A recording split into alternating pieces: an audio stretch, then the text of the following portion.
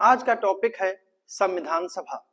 तो आज हम संविधान सभा के गठन के बारे में पढ़ेंगे कि संविधान सभा का गठन जो है कैबिनेट मिशन, संविधान सभा का गठन जो है वो कैबिनेट मिशन योजना के आधार पर हुआ था, जिसकी सिफारिश कैबिनेट मिशन ने की थी। कैबिनेट मिशन की इस व्यवस्था के अनुसार 292 सदस्यों 292 जो संविधान सभा के सदस्य होंगे, 292 सदस्यों का जो चुनाव है वो प्रांतीय विधानसभा के माध्यम से होना था। मतलब 292 सदस्यों का चुनाव जो है वो प्रांतीय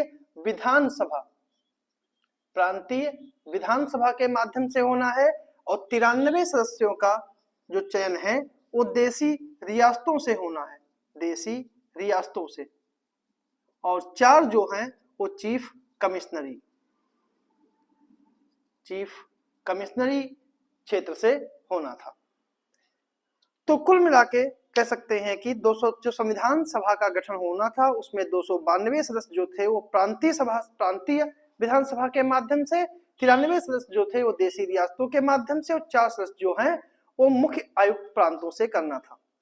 कैबिनेट मिशन के प्रस्तावों के आधार पर ही संविधान सभा का गठन हुआ और यह सभा जो थी आंशिक रूप से निर्वाचित और आंशिक रूप से मनोनीत, मतलब दोनों प्रकार के सदस्यों से मिलकर गठित हुई थी।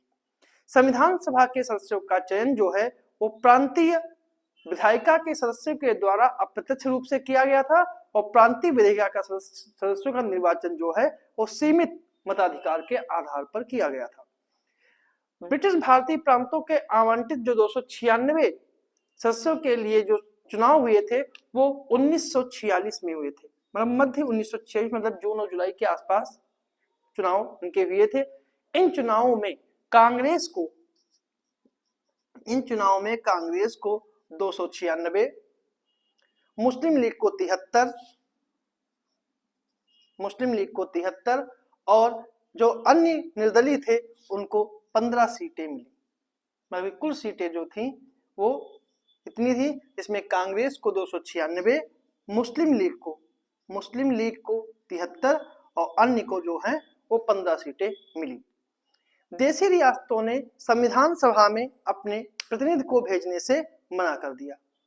3 जून 1947 की माउंटबेटन योजना के परिणाम स्वरूप विभाजन के पश्चात पाकिस्तान के लिए एक अलग संविधान सभा का गठन हुआ और कुछ प्रांतों के प्रतिनिधियों की संविधान सभा से सदस्यता समाप्त हो गई, जिसके फलस्वरूप जो थी वो संविधान सभा की आजादी के बाद जो संख्या थी वो 299 रह गई। मतलब कह सकते हैं कि आजादी के बाद संविधान सभा के सदस्यों की संख्या जो घट के थी 299 हो गई।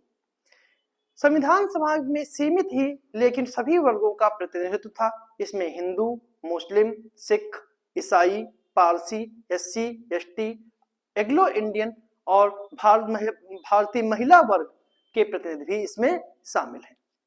तो ये था संविधान सभा का गठन था उससे संबंधित कुछ प्रश्न थे।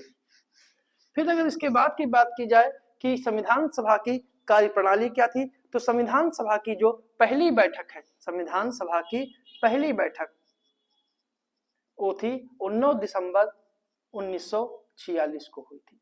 9 दिसंबर 1946 को हुई थी और बैठक वो दिल्ली के कॉन्स्टिट्यूशन हॉल में हुई थी, जिसे पुराने संसद भवन के सेंट्रल हॉल के नाम से जाना जाता था। अलग पाकिस्तान के मांग को लेकर मुस्लिम लीग ने संविधान सभा का बहिष्कार किया। इस कारण पहली बैठक में केवल 211 सदस्यों ने ही भाग लिया और पहली बैठक में जो अध्यक्ष थे वो एक अध्यक्ष अस्थायी थे और अध्यक्ष अस्थायी जो थे वो थे सच्चिदानंद सिन्हा जो थे वो एक अस्थायी अध्यक्ष थे। 11 दिसंबर को संविधान सभा की दूसरी बैठक जो है वो 11 दिसंबर 1946 को हुई। इसमें संविधान सभा के जो स्थायी अध्यक्ष थे वो डॉक्टर राजेंद्र प्रसाद बने। राजेंद्र प्रसाद जो है वो इसके अध्यक्ष बने और इनके साथ ही राजेंद्र प्रसाद के अध्यक्ष बनने के साथ ही 2 उपाध्यक्ष भी चुने गए। एक थे टीटी कृष्णाचारी और दूसरे थे एच.सी. मुखर्जी, मतलब हरिश्चंद्र मुखर्जी जो थे वो ही उपाध्यक्ष बने। हरिश्चंद्र मुखर्जी और वीटी कृष्णाचारी, सॉरी टीटी नहीं वीटी कृष्णाचारी जो थे वो संविधान सभा के जो है उपाध्यक्ष बने। इसके बाद संविधान सभा की जो अगली बैठक थी वो 13 दिसंबर 1946 को हुई। इसके बाद जो संविधान सभा की जो तीसरी बैठक हुई वो हुई थी 13 दिसंबर 1946।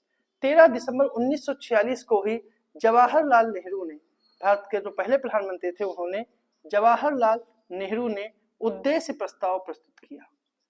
उद्देश्य प्रस्ताव प्रस्तुत किया और उस उद्देश्य प्रस्ताव जो पेश किया था, उद्देश्य प्रस्ताव, इसी को 22 जनवरी 1947 को संविधान सभा ने पारित किया। इसी को संविधान सभा ने पारित किया और आगे चलकर यही उद्देश्य प्रस्ताव जो है वो भारत की संविधान की प्रस्तावना बनी।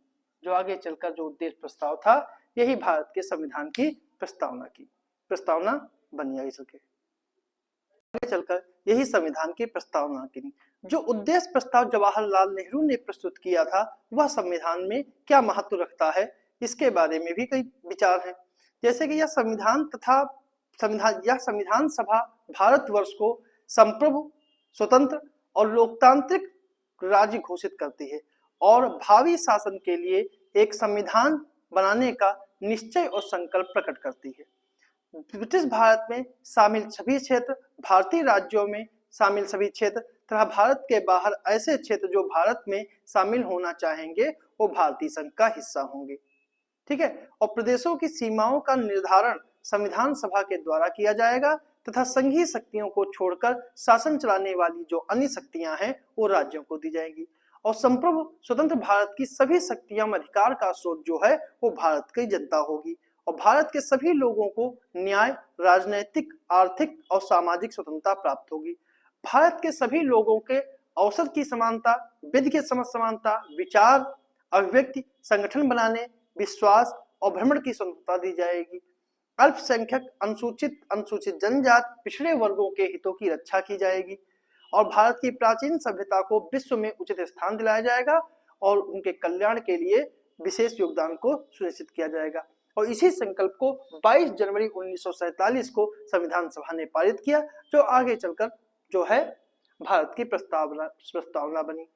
अगर हम बात करें कि संविधान के समक्ष जो चुनौतियां कौन कौन सी थी, तो भारतीय संविधान जिन ऐतिहासिक दायित्वों की पूरा करने का प्रयास कर रही थी उनमें भी कई कठिनाइयां थी और संविधान सभा के सदस्यों के बीच भी कई तरह के विवाद थे और उन विवादों की चर्चा निम्नलिखित बातों में देखी जा सकती है कि सबसे पहली चुनौती यह थी कि विचारधारा और उनके हितों का समन्वय करते हुए विकास का उचित मार्ग चुनना था। संविधान सभा के सदस्य जो अलग अलग विचारधारा, जैसे गांधीवादी कुछ थे, कुछ पूंजीवादी थे और कुछ समाजवादी और कुछ साम्यवादी भी समर्थित थे और वो संविधान को अपनी विचारधारा के अनुरूप बनते हुए देखना चाहते थे। और सबसे बड़ी समस्या ये थी कि सांप्रदायिकता से लड़ने और अल्पसंख्यकों को बराबरी का हक देने की चुनौती थी। पाकिस्तान के बनने के बाद भारत में बसने वाले अल्पसंख्यकों के मन में बहुसंख्यकों का उनके प्रति व्यवहार को भी लेकर भय था। देश की एकता और अखंडता को बनाए रखने की भी संविधान सभा के सामने चुनौती थी, क्योंकि संविधान सभा के गठन के समय देश में लगभग 600 से ज्यादा रियासतें थी जिनमें अलग अलग राजनीतिक व्यवस्था प्रचलित थी। कैबिनेट मिशन की योजना के अनुसार इन रियासतों को भारत या पाकिस्तान में से एक में शामिल होना था या फिर स्वतंत्र रहने का भी उनमें विकल्प दिया गया था। ऐसे में संविधान सभा को ऐसा संविधान बनाना था जो इन रियासतों को भी भारतीय संघ में शामिल होने करने के लिए प्रोत्साहित कर सके। लोकतांत्रिक शासन के उपयुक्त मॉडल को चुनने की भी समस्या थी कि देश में एकता और अखंडता सुरक्षित रखने के लिए अध्यक्षीय प्रणाली ठीक है या फिर ऐतिहासिक अनुभव के आधार पर संसदीय प्रणाली थी। गांधीवादी समर्थक जो थे वो पंचायती विचारधारा या पंचायती व्यवस्था के मजबूती के पक्ष में थे, जिसके अनुसार पंचायती संस्था ऊपर की विधायिका का चुनाव करे और शासन प्रणाली की सहजता के इनमें से एक को चुनने की चुनौती थी। और एक मुख्य समस्या ये थी कि संविधान की प्रकृति कैसी हो, क्या संविधान में केंद्रीकृत शक्तियां होनी चाहिए या विकेंद्रीकृत होनी चाहिए? गांधीवादी समर्थक जो थे वो गांवों को ज्यादा से ज्यादा शक्ति देकर विकेंद्रीकृत करना चाहते थे, जबकि पंडित नेहरू और डॉक्टर भीमराव अंबेडकर राष्ट्रीय एकता और सामाजिक परिवर्तन के लिए मजबूत केंद्र की स्थापना चाहते थे। इसके अतिरिक्त कुछ और भी समस्याएं थी, जैसे कि राष्ट्रपति का निर्वाचन प्रत्यक्ष विधि से हो या अप्रत्यक्ष विधि से, संपत्ति के अधिकार को मूल अधिकार माना जाए में शामिल किया जाए, या नीति निर्देशक तत्वों को न्यायालय के द्वारा प्रवर्तनीय बनाया जाए या ना बनाया जाए, अखिल भारतीय सेवाओं को संविधान में शामिल किया जाए या उन्हें शामिल ना किया जाए। तो ये सब जो चीजें थी वो भारत के संविधान सभा के सामने एक चुनौतियों के रूप में थी। इसी चुनौतियों को हल करने के लिए कई समाधान लिए गए। इसमें दो सिद्धांत बनाए गए। एक सिद्धांत बना जो वो था सर्वसम्मति से निर्णय, यानी कि सर्वसम्मति से निर्णय का अर्थ यहाँ ये है कि जहां तक संभव हो सके संविधान में वही प्रावधान शामिल किए जाए जिन पर संविधान सभा के सदस्य सहमत व्यक्त करें। सहमत का निर्धारण जो है वो बहुमत के आधार पर किया जाना था, और सर्वसम्मति के सिद्धांत का प्रयोग संविधान के संघीय ढांचे और अल्पसंख्यकों से संबंधित अधिकारों के मामले में भी किया गया। दूसरा था सिद्धांत समायोजन का सिद्धांत। समायोजन का जो सिद्धांत था, इस सिद्धांत का अर्थ था कि दो परस्पर विपरीत समझे जाने वाले सिद्धांतों के बीच जो था वो समन्वय स्थापित करना था। संविधान सभा को ऐसे कई प्रावधान जिस पर मतभेद उत्पन्न होते थे, वैसे मामलों में मध्य मार्ग का चुनाव किया जाता था। इस सिद्धांत का प्रयोग कई प्रावधान जैसे संघात्मक और एकात्मक का सिद्धांत, राष्ट्रमंडल की सदस्यता बरकरार रखने के संबंध में, पंचायती राज व्यवस्था और राजभाषा के चुनाव में इसका प्रयोग किया गया। लेकिन जब भारत स्वतंत्रता अधिनियम 1947 पारित किया गया तो उसकी वजह से संविधान सभा के दायित्वों में भी कमी आ गई। संविधान सभा को संप्रभु निकाय बनाया गया और उसे अपनी इच्छा के अनुसार संविधान बनाने की स्वतंत्रता मिल गई, और उसे साथ ही किसी भी ब्रिटिश विधियों में परिवर्तन या समाप्त करने का अधिकार मिल गया। मतलब कि जब अंग्रेजों ने भारत को आजाद किया, जो माउंटबेटन प्लान था उसके तहत जो एक नियम बनाया गया था जिसे कहते हैं भारत स्वतंत्रता अधिनियम 1947, और अंग्रेज 15 अगस्त 1947 को जब छोड़ के चले गए तो संविधान सभा एक संप्रभु निकाय बन गई और उसे अपनी इच्छा अनुसार संविधान बनाने की स्वतंत्रता मिली, और ब्रिटिश विधियों में परिवर्तन या उन्हें समाप्त करने का भी अधिकार मिल गया। संविधान सभा को संविधान बनाने के साथ साथ जो विधानमंडल की भी शक्तियां प्राप्त हो गई, अर्थात उसे अब देश की मुख्य विधि बनाने के साथ साथ देश के लिए सामान्य कानून भी बनाने की और पुरानी जो विधियां थी उनको परिवर्तन करने का अधिकार मिला। संविधान सभा ने इन दायित्वों को निभाने के लिए अलग अलग कार्य दिवसों पर करती थी। जैसे कि जब संविधान सभा की अध्यक्षता डॉक्टर राजेंद्र प्रसाद करते थे, जबकि विधानमंडल की अध्यक्षता जो है वो जीवी मावलंकर करते थे। इसका मतलब है जब संविधान सभा संविधान बनाने का कार्य करती थी तो उसकी अध्यक्षता जो है वो डॉक्टर राजेंद्र प्रसाद करते थे, और जब वही संविधान सभा देश में कोई कानून बनाने का कार्य करती थी तो जो है तो संविधान सभा की अध्यक्षता जो है वो जीवी मावलंकर किया करते थे। और प्रथम लोकसभा के चुनाव के बाद नई लोकसभा के गठन तक का जो कार्य है वो संविधान सभा ने विधानमंडल के रूप में ही कार्य किया। भारत के विभाजन के बाद जो है वो संविधान सभा के सदस्यों की संख्या जो 389 थी वो घटकर 299 रह गई थी। हालांकि शुरू में संविधान सभा से खुद को अलग रखने वाले राजे रजवाड़े भी सभा में शामिल होने लगे, और भारतीय प्रांतों के सदस्यों की संख्या घटकर 296 से लेकर 229 तक पहुंच गई, जो पाकिस्तान भी मिल गए। और देशी रियासतों से सदस्यों की संख्या जो 93 से बढ़कर जो है वो 93 से घटकर जो है वो 70 रहेगी। मतलब कि जो पहले 93 संख्या हुआ करती थी वो अब 70 आ गई, और 296 से घटकर जो संख्या थे भारतीय प्रांतों की वो 229 रह गई। अब संविधान सभा ने कई समितियों का भी गठन किया। उसमें जो सबसे महत्वपूर्ण जो समिति है वो है आपकी प्रारूप समिति। प्रारूप समिति से जिसे हम ड्राफ्टिंग कमेटी भी कहते हैं। प्रारूप समिति प्रारूप समिति का गठन जो है वो 29 अगस्त 1947 को किया गया। इसके अध्यक्ष जो थे वो डॉक्टर राजेंद्र प्रसाद थे, और इसके कुछ अन्य सदस्य भी हैं जैसे डॉक्टर भीमराव अंबेडकर।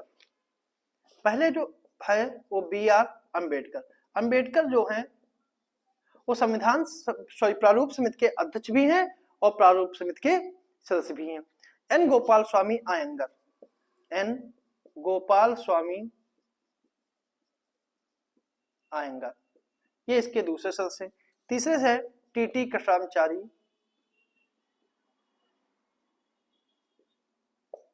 चौथे हैं कन्हैयालाल मुंशी,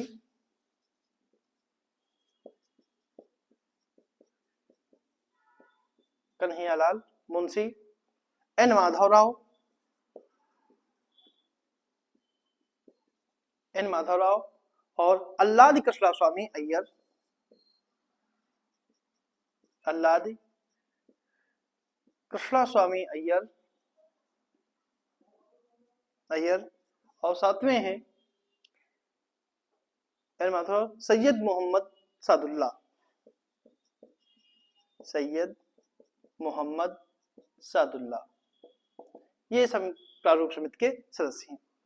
इसके दो सदस्य जो हैं बीएल मित्र और डीपी खेतान के निधन के बाद ही, बीएल मित्र की मृत्यु के बाद एन माधवराव को जगह मिली और डीपी खेतान के बाद टीटी कृष्णाचारी को जगह दी गई थी। अगर प्रारूप समिति के कार्यों की बात की जाए तो प्रारूप समिति ने विभिन्न प्रस्तावों पर चर्चा करने के बाद फरवरी 1948 में, फरवरी 1948 में इन्होंने पहला प्रारूप प्रकाशित किया और भारतीय नागरिकों को संविधान के प्रारूप पर सलाह या अपने सुझाव देने के लिए इन्होंने 8 महीने का वक्त दिया भारतीय नागरिकों को भी। और नागरिक के सलाह और सुझाव स्वीकार करने के बाद प्रारूप समिति ने जो दूसरा मसौदा दिया, पहला प्रारूप दिया था और दूसरा प्रारूप जो है उन्होंने अक्टूबर 1948 में प्रकाशित किया, अक्टूबर 1948 में प्रकाशित किया प्रारूप समिति ने ही। डॉक्टर भीमराव अंबेडकर ने 4 नवंबर 1948 को, 4 नवंबर 1948 को संविधान सभा का अंतिम मसौदा प्रस्तुत किया और मसौदा के प्रावधानों पर, ठीक है, 17 नवंबर 1949 तक वो अध्यायवार विचार विमर्श किया गया और इस दौरान इस पर काफी विचार विस्तृत चर्चा हुई। संविधान के मसौदे पर तीसरी बार विचार जो है वो 14 नवंबर 1949 को शुरू हुआ, 14 नवंबर 1949 को शुरू हुआ और 26 नवंबर 1949 को समाप्त हुआ, 26 नवंबर 1949 को समाप्त हुआ। जो तीसरा या फिर कहें लास्ट जो प्रारूप था वो 14 नवंबर 1949 शुरू हुआ और 26 नवंबर 1949 को समाप्त हुआ और 26 नवंबर 1949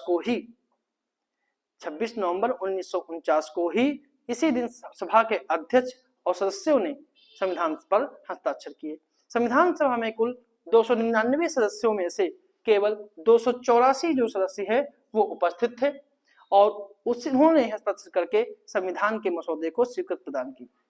26 नवंबर 1949 को संविधान अपनाए जाने के कारण ही इस दिन को संविधान दिवस के रूप में मनाया जाता है और संविधान के मूल प्रावधानों में 395 और 8 अनुसूचियां शामिल थी, 395 और 8 अनुसूचियां थी। संविधान अंगीकृत करने के दिन यानी 26 नवंबर 1949 से ही नागरिकता, निर्वाचन और अंतरिम संसद जैसे विषय जो थे वो प्रभावी हो गए थे और 24 जनवरी 1950 को संविधान सभा का अंतिम अधिवेशन हुआ और इस सभा ने सर्वसम्मति से डॉक्टर राजेंद्र प्रसाद को अपना राष्ट्रपति चुना और 26 जनवरी 1950 के दिन भारतीय संविधान पूरी तरह से लागू हो गया और संविधान बनाने के लिए 60 देशों से अधिक देशों के संविधान का अध्ययन किया गया और संविधान के बनने में कुल मिला के 2 वर्ष 11 माह 18 दिन का समय लगा। अगर हम बात करें कि संविधान सभा के कुछ अन्य कार्य और क्या क्या रहे जो संविधान सभा ने वो कार्य किए थे, तो सबसे पहले जो है संविधान सभा ने 22 जुलाई 1947 को राष्ट्रीय ध्वज अपनाया, जो राष्ट्रीय ध्वज है वो अपनाया। 24 जनवरी 1950 को जो है वो राष्ट्रीय गीत अपनाया गया, राष्ट्रीय गीत अपनाया गया और 24 जनवरी 1950 को ही राष्ट्रीय गान अपनाया गया। राष्ट्रीय गान अपनाया गया। और मई 1949 में राष्ट्रमंडल की सदस्यता ली गई। राष्ट्रमंडल की सदस्यता ली गई। और संविधान सभा की संरचना और कार्यवाही को लेकर कई आलोचकों ने इनकी आलोचना भी प्रस्तुत की। जैसे कि संवैधानिक सभा जो है वो संपूर्ण निकाय नहीं थी, क्योंकि इसका गठन जो है कैबिनेट मिशन के प्रस्तावों के आधार पर हुआ था। सभा के बारे में यह भी कहा जाता था कि बैठकों से पहले ब्रिटिश शासन की अनुमति लेनी पड़ती थी, लेकिन ब्रिटिश सत्ता से सहमत लेने का कोई प्रावधान नहीं किया गया था। कालांतर में कह सकते हैं कि स्वतंत्रता अधिनियम प्रभावी हो जाने के बाद कैबिनेट मिशन की शर्तें अपने आप निष्प्रभावी हो गई थी। संविधान सभा भारतीय जनता का प्रतिनिधित्व नहीं करती थी, क्योंकि इसका गठन जो है सीमित मताधिकार के आधार पर हुआ था। संविधान सभा में कांग्रेस का वर्चस्व था। संविधान विशेषज्ञ गेरमिल ऑस्टिन के अनुसार संविधान सभा एक दलीय देश का एक दलीय निकाय है और सभा ही कांग्रेस थी और कांग्रेस ही भारत है। संविधान सभा में वकीलों और राजनीतिज्ञों का प्रभुत्व था। आलोचकों के अनुसार एक कृषि प्रधान देश के संविधान का निर्माण वकीलों ने किया था, इसमें किसानों मजदूरों का प्रतिनिधित्व नहीं मिला। संविधान सभा में हिंदुओं का वर्चस्व था। विंस्टन चर्चिल के अनुसार संविधान सभा में भारत के केवल एक बड़े समुदाय ने प्रतिनिधित्व किया था। संविधान में निर्माण में जरूरत से ज्यादा समय लगा। आलोचकों का कहना था कि अन्य देशों के संविधान काफी कम समय में बना, लेकिन भारतीय संविधान में बनने में ज्यादा समय खर्च हुआ। तो ये थे हमारी आज की जानकारी भारत की संविधान सभा जिसने संविधान को बनाया।